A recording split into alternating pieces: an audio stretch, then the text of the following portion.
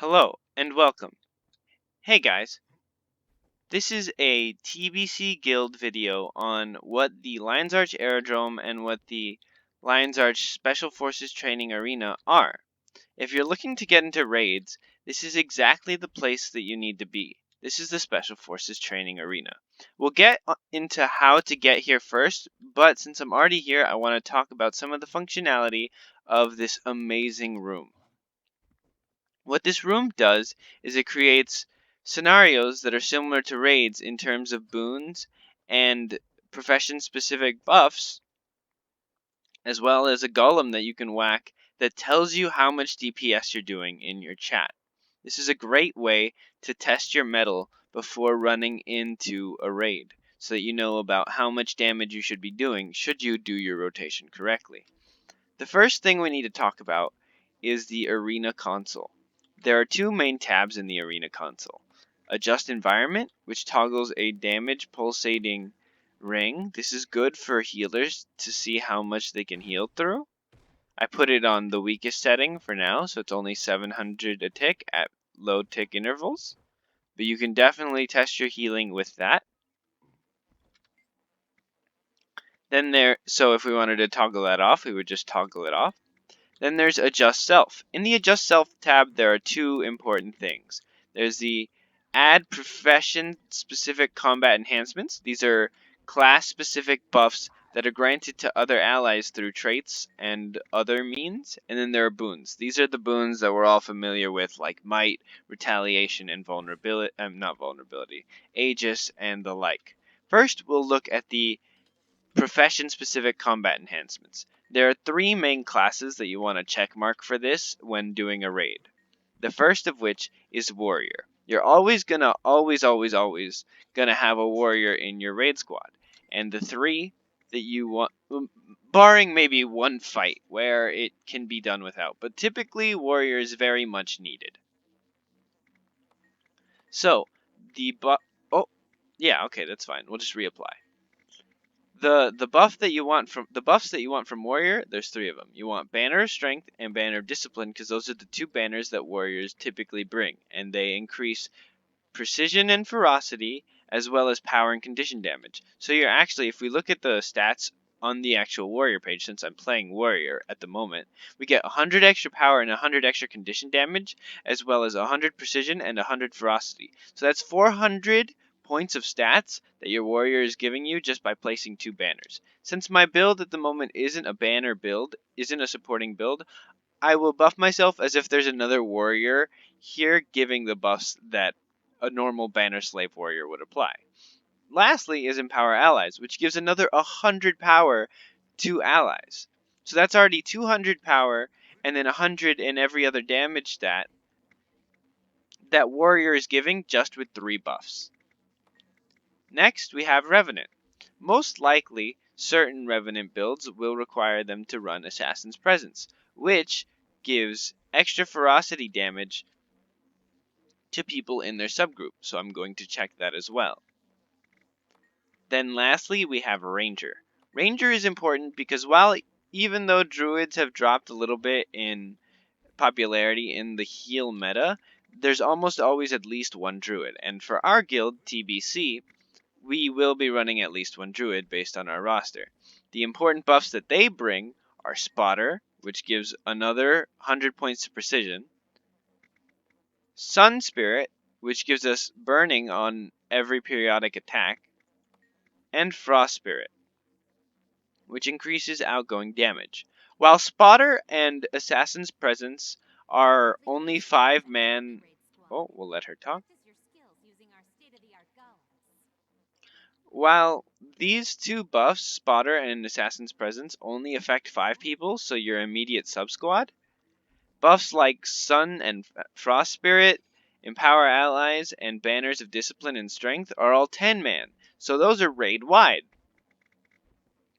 So now that we have those buffs from Ranger, we can look at the boons that we need to apply on ourselves. And boons, like I said before, are all the ones that we know and love. Let's only select the ones that we will most likely always have near 100 uptime. So that's Alacrity, Quickness, and Swiftness in this tree. protection and stability in this one.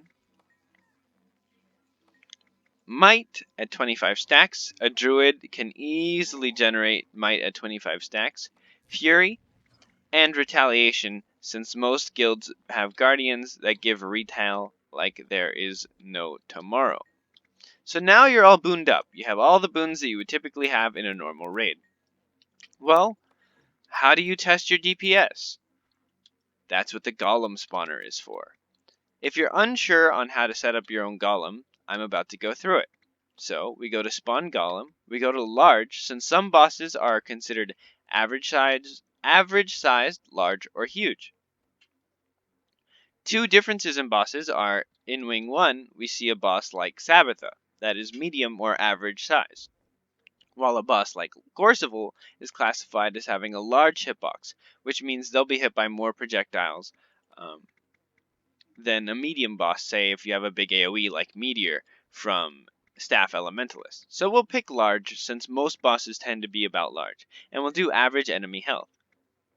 Now we go to additional options. We need to apply conditions.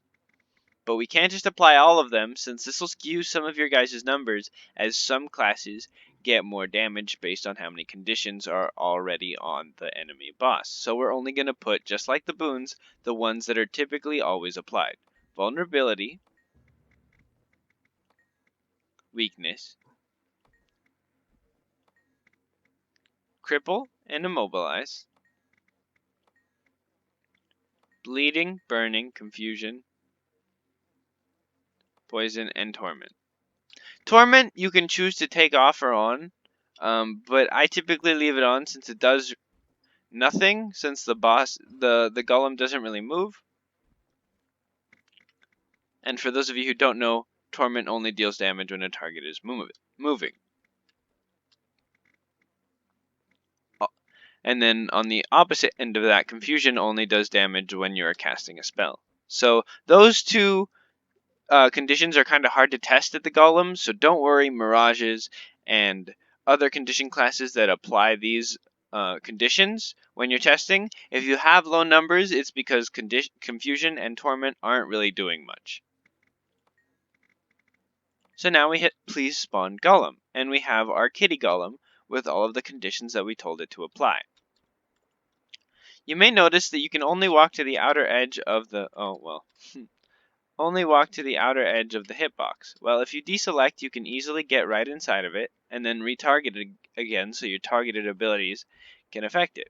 Now you're probably wondering, how does it calculate my DPS? Well, at certain intervals, it'll give you a little chat input like it did here for me on my last attempt, and it'll tell you your DPS, your total damage, and how quickly you reached the interval. I run a third-party system called Arc DPS that tells me in real time during the fight what the entire party is doing in terms of damage, so that I can see if we need to do a little more there, or if someone is having an off day, and it helps me be a better raid commander since I lead some raid squads. This third party is called Arc DPS. It's really easy to download, and it is okay to download. ANET has approved this third party and only this third party in terms of third parties that are allowed to use during the game. Well, you're probably wondering what the special action key is, and we'll do that. We'll explain this last, and then we'll go into doing our actual rotation and kind of showing off the golem. This resets all your cooldowns. Let's say you screwed up your rotation and you want to get another fresh start, reset the golem and like that. So I reset all of my cooldowns. I go to the golem. I say remove current, and then respawn previous golem incarnation, and it respawns the golem. I accidentally autoed, so it would have scuffed my numbers. So we reset our skills, we reset the golem, and all was great. Now all that's left is to start hitting the boss and test our rotation.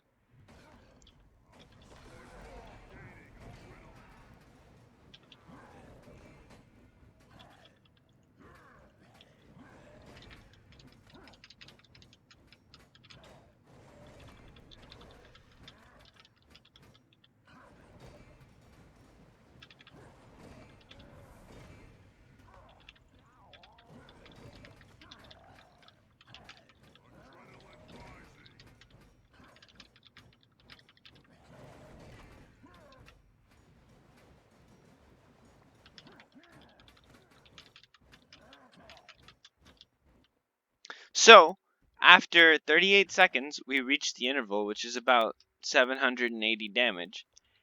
780,000 damage, my bad. And we see our DPS was about 20k. 20k is about average. It's okay. I'm capable of doing a lot better, but I'm not used to this build. I'm used to a different rotation since this is a pure DPS and I typically run support banner. But at those intervals, you will see your DPS pop up in your chat and you'll have a general gauge of how quickly you do how much damage and what you should be dealing on a boss that kind of just stands there. A couple of bosses that are like this are Karen the Indomitable and Mursat Overseer of Wing 4. Hope you guys enjoyed the video and hope this was a little bit insightful into some of the things that help you with raiding. One last thing, if you were wondering how to get to this area before we close the video, I almost forgot. Actually, really important that I didn't forget this. So if you're wondering how to get into here... No, wait, we did that at the beginning of the video. I have amnesia. Holy crap. Wait, no. That was the last attempt. I'm losing my mind. Okay, so if you're wondering how to get in here, here's how. You go from the Lion's Arch Aerodrome.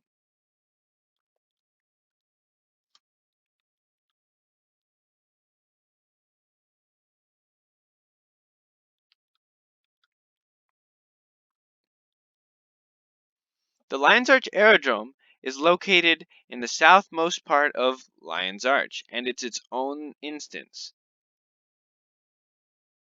Similar to the fractal room.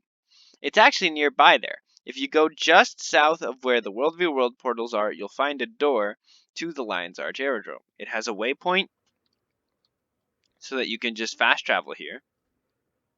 It has a bank so that you can swap things from your bank onto your person should you need them. It has a laurel vendor in case you need to buy things with laurels. A trading post vendor for when you need to buy those consumes right before raid time. A repair table. And this merchant, the most important merchant in the entire room, will sell you different things like infusions with stats on them or ascended gear and weapons for a combination of gold and what are called magnetite shards, which are the raid currency. You make about 5 gold per boss kill just from the boss kill itself, not counting any drops that come from it as well. So you can pay for a lot of your ascendeds really quickly. It's just a matter of raising the number of magnetite shards that you need. I currently have 417 because I used a couple not too long ago. Now let's give a rundown of which bosses are where. So this is Wing 1, Spirit Veil. Then you have Wing 2 up on top, the Forsaken Thicket. No, Salvation Pass, my bad. Forsaken Thicket is Wing 3 and it's down here. No! Stronghold of the Faithful. Where the heck is Forsaken Thicket? Maybe I'm delusional. Then you have Bastion of the Pentient, which is Wing 4. Wing 5 is Hall of Chains.